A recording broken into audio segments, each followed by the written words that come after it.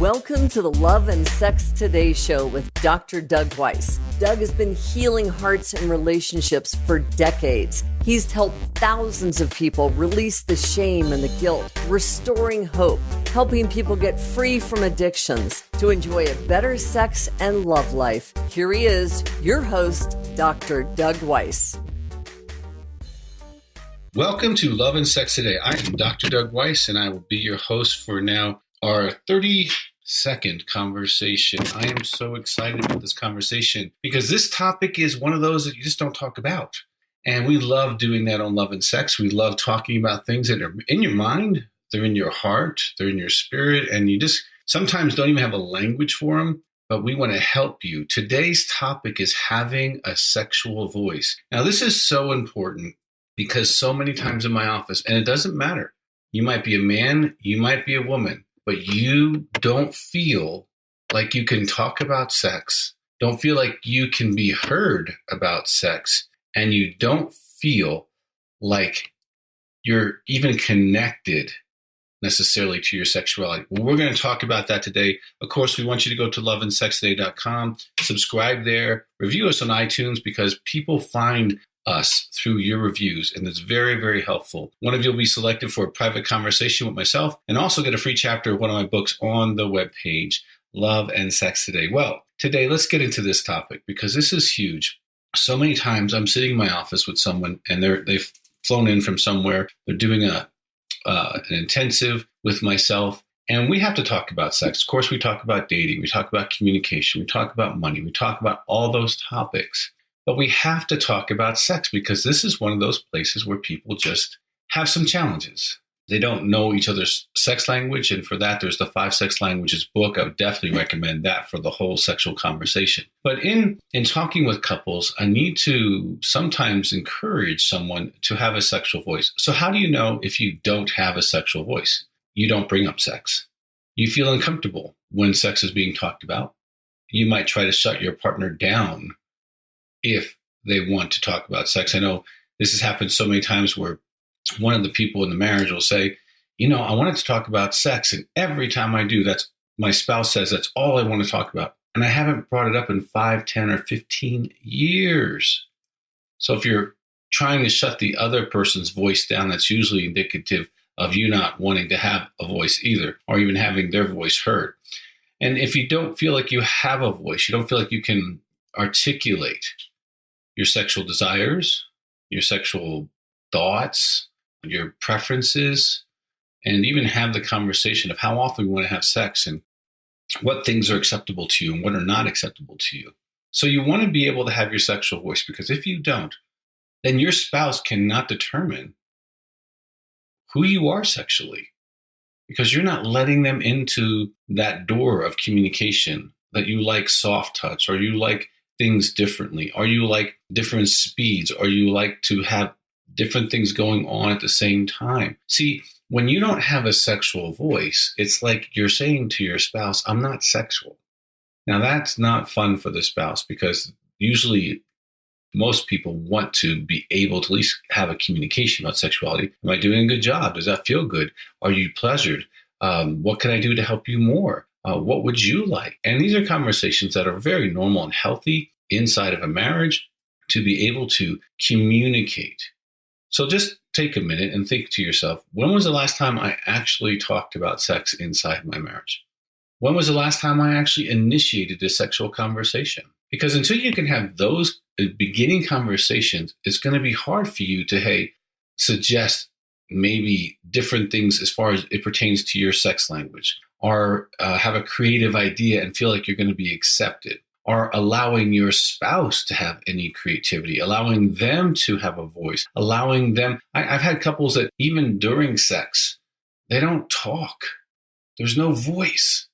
And sex is supposed to be this communication, this communion, this kind of almost a sacred place where you can have open connection and communication, and hopefully nurturing communication, so that both of you are encouraged and strengthened and wowed by not only what's going on physically, but wowed by what's going on verbally. It's an amazing thing what two partners can do to each other verbally during sex. And I'm not talking in any way about dirty talk or things like that. I'm talking about stuff that can really mess with each other in a positive way. Talking about how much pleasure you're enjoying. Talk about what you're enjoy about the person of your spouse, your lover, the one you're committed to for the rest of your life. This is a fun thing to do. But if you don't have your voice, it's going to feel alone for the other person. It could also feel rejected. It could also feel that sex is not important, even though it might be to you. If you never talk about it, the other person might feel alone in the area of sexuality. I mean, can you imagine never talking about your kids? Could you imagine going 15, 20 years and never talking about your children together? How to raise them, what you think about it, what would be best? Or pick another topic, your family of origins. Pick another topic, your money. Imagine going 15, 20 years and never talking about money. And couples do that. There's couples that have no financial conversations, no financial voice either. But sexuality is so critical because it's the only person you can talk to. So I can talk about my money to my financial advisor. I can talk about my children, maybe with a counselor or a friend or, another parent. But who do you go up to and say, hey, this is my sexuality voice and I want to be heard? Now, if you've been the person who doesn't speak up sexually, I'd encourage you. Write down a few things you would like to talk about. And talk about them. Hey, I would like to talk about the frequency. I would like to talk about the different types of behavior in a relationship. I would like to talk about how I would like to express my sexuality.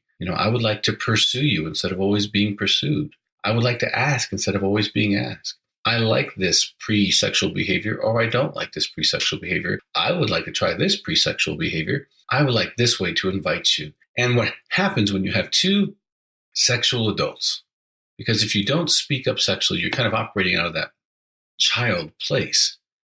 I mean, denying that you're sexual that's an interesting place to live because all of us are sexual. We're born sexual, all the way to death we're sexual. It's part of our humanness, which is a beautiful part of our humanness. And it's the part that we can give and can share and can interact on with our spouse. This is a fantastic gift that we have. But it's unique. No two people's sexuality are alike, and sexualities grow and they mature. Sexuality is like kind of like finances; they grow over time. I mean, when you get married and you're making minimum wage and you're trying to just meet your bills, okay, that's financial beginnings and starts. But when you're 40, 50, 60, 70-year-olds, you have hopefully tons of money in your retirement accounts. You have some assets that you've acquired, whether it's land or properties, etc. You've invested.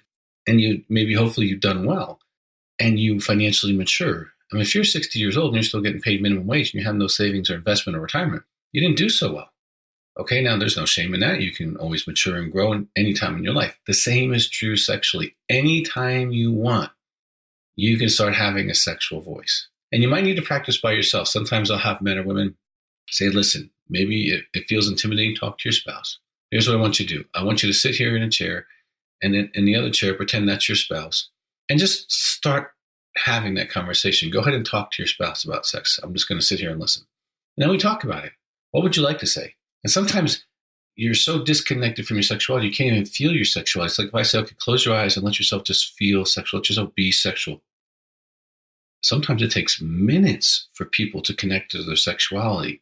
And if that's you, I would strongly encourage you get the 5 Sex Languages book because you definitely want to connect to your sexuality. You want to know your sexuality so that you can communicate it. I mean, you can't communicate what you don't know. And if you would engage your sexuality, engage your voice in your relationship, you're going to feel better. You're going to feel like you're heard because what can happen is if you don't say that you don't like something or that you would like to try something differently, you can build resentment towards your spouse because they can't read your mind. Now, women are much more guilty of that than men, generally speaking.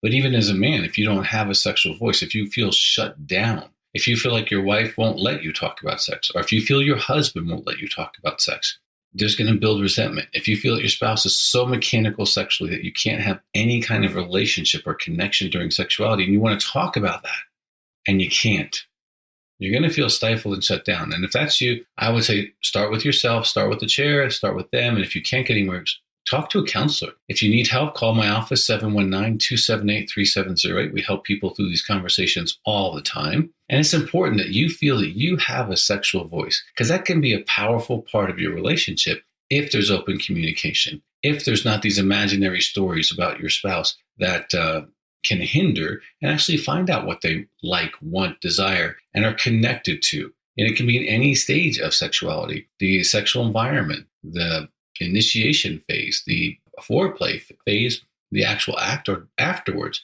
All of that can be something that you and your spouse can talk about.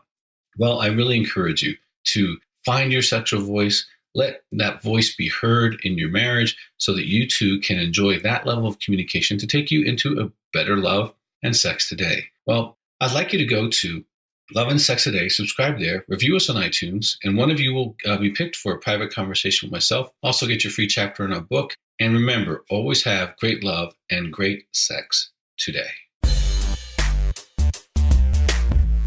That's it for our episode of Love and Sex Today with Dr. Doug Weiss. Head on over to loveandsextoday.com and be sure to subscribe to the show on iTunes. When you do, and you post a review on iTunes, some lucky listener is going to win every single month a private confidential coaching call with Dr. Doug Weiss. Also, feel free to ask any question you like. You can push a button, speak your question, and Dr. Doug will answer your question in a future episode. So be sure to subscribe to the show. Doug's got some great gifts for you, and we will look forward to seeing you next time.